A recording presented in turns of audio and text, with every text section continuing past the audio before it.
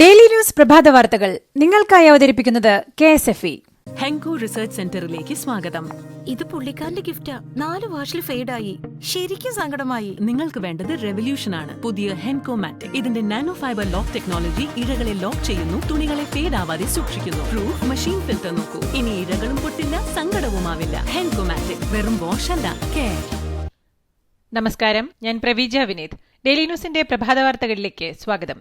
ഇന്ന് നവംബർ 24 ചൊവ്വാഴ്ച. കോവിഡ് രോഗവ്യാപനത്തിന്റെ പശ്ചാത്തലത്തിൽ പ്രധാനമന്ത്രി നരേന്ദ്രമോദി മുഖ്യമന്ത്രിമാരുമായി ഇന്ന് വീഡിയോ കോൺഫറൻസ് നടത്തും. കോവിഡ് രോഗബാധ രൂക്ഷമായ ഡൽഹി, മഹാരാഷ്ട്ര, കേരളം, പശ്ചിമബംഗാൾ, രാജസ്ഥാൻ എന്നീ സംസ്ഥാനങ്ങളിലെ സ്ഥിതിഗതികൾ പ്രധാനമന്ത്രി വിലയിരുത്തും. മുൻ അസം മുഖ്യമന്ത്രിയും മുതിർന്ന കോൺഗ്രസ് നേതാവുമായ തരുൺ ഗൊഗോയ് അന്തരിച്ചു. ഗുരുതരാവസ്ഥയിൽ ആശുപത്രിയിൽ ചികിത്സയിലായിരുന്നു. 86-കാരനായ തരുൺ ഗൊഗോയ്ക്ക് കോവിഡ് ബാധിച്ചിരുന്നു. പിന്നീട് കോവിഡ് മുക്തനായെങ്കിലും കോവിഡാനന്തര പരിചരണത്തിലായിരുന്നു. നടിയെ ആക്രമിച്ച കേസിൽ സാക്ഷിയെ ഭീഷണിപ്പെടുത്തിയ ഗണേഷ് കുമാർ MLAയുടെ ഓഫീസ് സെക്രട്ടറി പ്രദീപ് കുമാർ അറസ്റ്റിൽ. പത്തനാപുരത്ത് നിന്ന് ബേക്കൽ പോലീസാണ് പ്രദീപിനെ അറസ്റ്റ് ചെയ്തത്. ബാർകോഴ കേസുമായി ബന്ധപ്പെട്ട് തനിക്കെതിരെ ബിജു രമേശ് ഉന്നയിച്ച ആരോപണങ്ങൾക്കെതിരെ നിയമ നടപടിക്കൊരുങ്ങി പ്രതിപക്ഷ നേതാവ് രമേശ് ചെന്നിത്തല. ബിജു രമേശിനെതിരെ നിയമ നടപടി സ്വീകരിക്കുമെന്ന് ചെന്നിത്തല.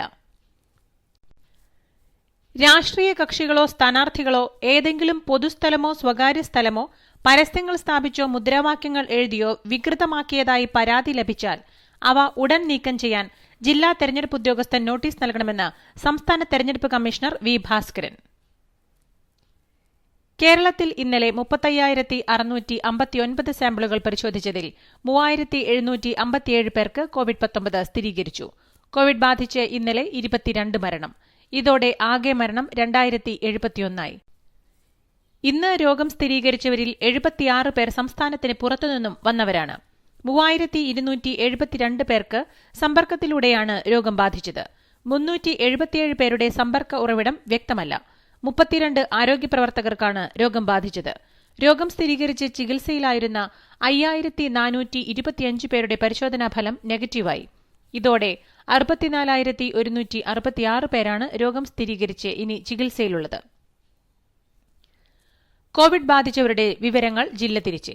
മലപ്പുറം 1023, കോഴിക്കോട് 514, പാലക്കാട് 331, എറണാകുളം 325, കോട്ടയം 279, തൃശൂർ 278, ആലപ്പുഴ 259, തിരുവനന്തപുരം 229, കൊല്ലം 198, കണ്ണൂർ 144, പത്തനംതിട്ട 57, ഇടുക്കി 49, വയനാട് 39, കാസർഗോഡ് 32.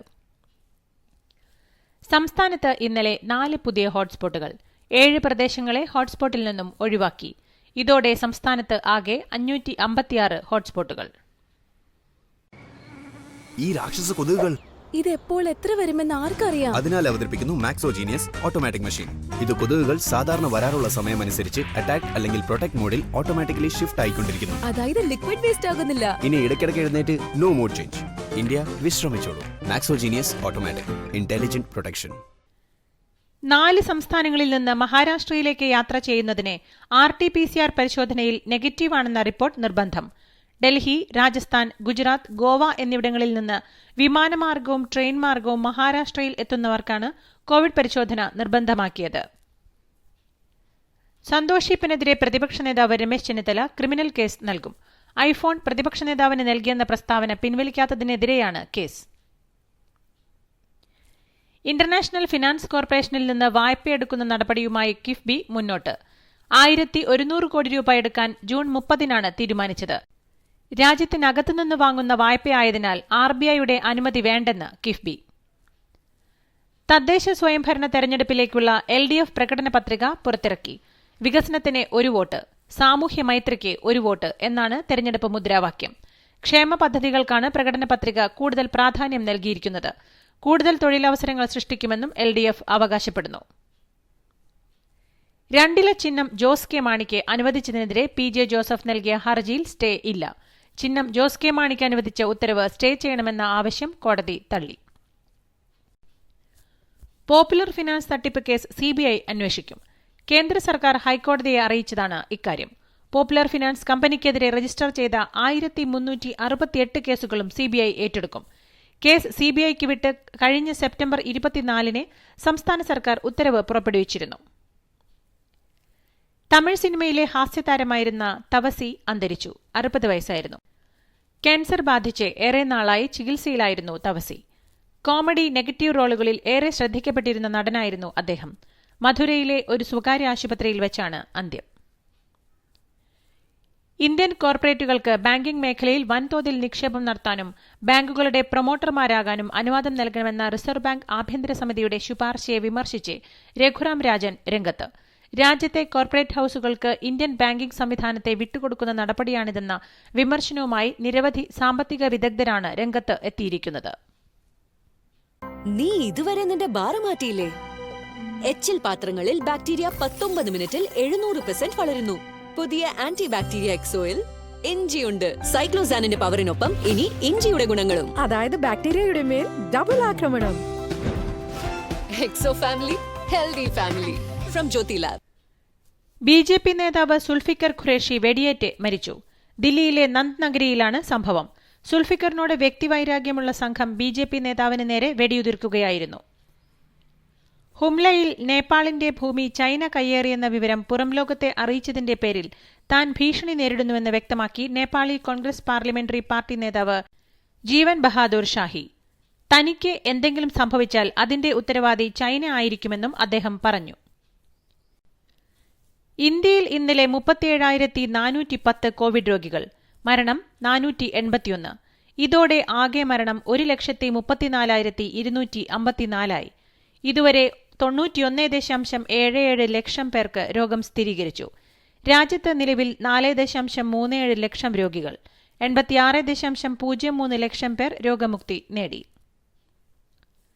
ഡൽഹിയിൽ ഇന്നലെ 4,454 കോവിഡ് രോഗികൾ. മഹാരാഷ്ട്രയിൽ 4,153 പേർക്കും പശ്ചിമബംഗാളിൽ 3,557 പേർക്കും കർണാടകയിൽ 1,509 പേർക്കും ആന്ധ്രയിൽ 545 പേർക്കും തമിഴ്നാട്ടിൽ 1,624 പേർക്കും രോഗം സ്ഥിരീകരിച്ചു. ആഗോളതലത്തിൽ ഇന്നലെ 4,70,826 കോവിഡ് രോഗികൾ. അമേരിക്കയിൽ ഇന്നലെ 1,46,881 പേർക്കും ഇറ്റലിയിൽ 22,930 പേർക്കും രോഗം ബാധിച്ചു. 7,664 പേരാണ് ഇന്നലെ മരിച്ചത്. അമേരിക്കയിൽ 820 പേരും ഇറ്റലിയിൽ 630 പേരും ഫ്രാൻസിൽ 500 പേരും ഇന്നലെ മരിച്ചു. ഇതോടെ ആകെ 5.94 കോടി കോവിഡ് രോഗികളും 14.02 ലക്ഷം മരണവും സ്ഥിരീകരിച്ചു.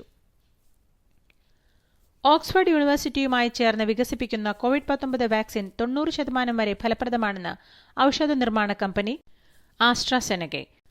ലോകത്തെങ്ങുമുള്ള വിതരണത്തിന് ഇന്ത്യയിലെ സെറം ഇൻസ്റ്റിറ്റ്യൂട്ടുമായി ചേർന്ന് 100 കോടി ഡോസ് ഉൽപ്പാദിപ്പിക്കാനാണ് ഉദ്ദേശിക്കുന്നത്.